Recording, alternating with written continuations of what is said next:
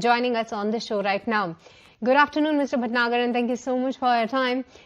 Firstly, help us with your take on the markets because, yes, of course, after that RBI bazooka, the Indian markets were seen to be trending higher. But given the fact that the crude oil is now showing a surge in the international market, what do you make of the market and where are we headed from here?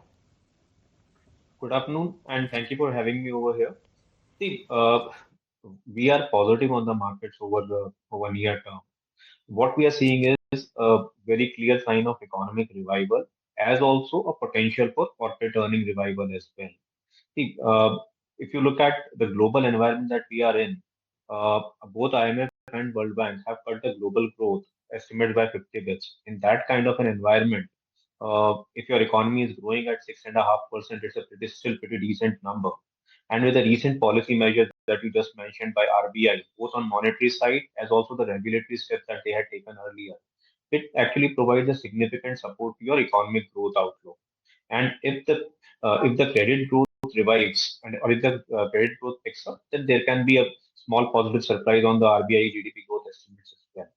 So, in that kind of an environment, we do think that markets should do well from here onward also. But that should broadly be in line with the corporate earnings expectations, which we expect to be in a low double digit return, low double digit over the next 1 or 2 years. And insofar as crude is concerned, see, even at $70, crude is not a concern for us, a major concern for us, as it is within the budgeted numbers, as also that its impact on inflation can easily be managed. Okay, Mr. Bhatnagar, point taken. Hi, this is Nehi Yeah. also joining in. And help us with some of the top secular or top compounding themes that you believe exist in the market right now. And Hmm. what are you liking among sectors at the moment?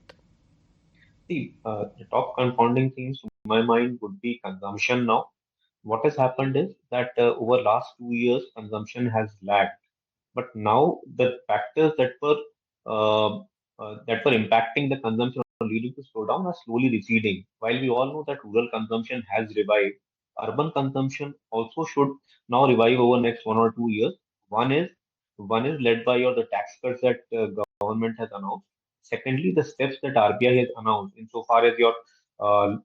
insofar as your land, unsecured loans are concerned, that should also help in revival of urban consumption. Plus, more importantly, in FY27, we expect central government's pay commission to come in, and at the same time, maybe in FY28, 1 year later, maybe state government uh, pay commission should come in. That should push in around 2.5 lakh crores uh, into 1.5 crore employees' hands, which should provide some bit of a support to consumption. Secondly, the second compounding thing that we think is infrastructure. Uh, we think India still is very underinvested insofar as infrastructure is concerned. Your power transmission, uh, ports, railways, roads. If you are planning to be a major manufacturing hub, you want to be a China plus one type of an alternative. There is no choice but for you to invest heavily into infrastructure. And we think that government's focus, both central and state government's focus, continues to be on that. And last year may have been an aberration. We expect focus to continue going forward. So these two would be the key themes for me. And also help us with your take on the IT pack as well. Yes, of course, the sector hasn't participated much in the recent rally that we have seen, but Yeah. for the past couple of days, select IT counters were buzzing. But do you believe there is a merit to once again look into any of the IT counters? Can they do well from here on? See, IT as a pack is in a very tricky situation. While valuations have corrected somewhat over last 6 months, led by global uncertainty, uh, if we don't see a revival in global growth, if uncertainty around US does not recede or US China does not recede, uh, we can continue to see disappointments in IT. So that is one space where there is a potential downgrade if the global uncertainty does not recede per se. If you talk about the overall market construct right now, Mr. Bhatnagar, post the quarter four FY25 earnings that we've seen, it's been better than what the street was estimating. Yes. On the back of this, do you believe there are any sectors that need to be relooked or revisited in terms of any re-rating, de-rating perhaps? See, broadly, we do expect a low double-digit type of earnings at a large cap level over next 2 years. But in terms of sectors, maybe financial, so both banks and NBFCs can now surprise positively. The recent RBI measure can help banks in managing the NIMs much better with the CRR cut that they have announced.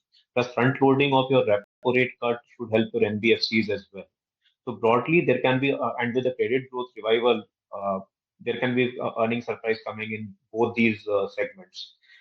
Secondly, telecom with a possibility of a tariff hike can surprise positively on earnings.